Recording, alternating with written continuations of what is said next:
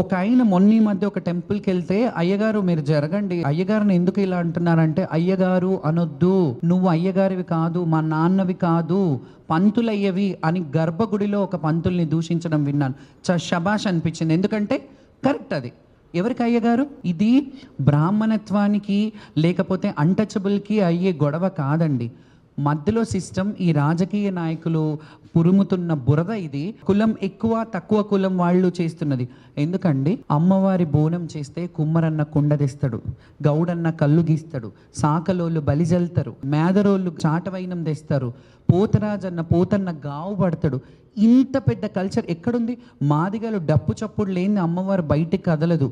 ఇన్ని కులాలు, కంసాలి పుస్తలు చేస్తాడు, అమ్మవారి నగలు చేస్తారు. ఇన్ని కులాలు, మాకు లేని బాధ ఎందుకు? కుల వర్గీకరణ మీద, మత వర్గీకరణ మీద మమ్మల్ని ఎందుకు అట్లా చేస్తారు?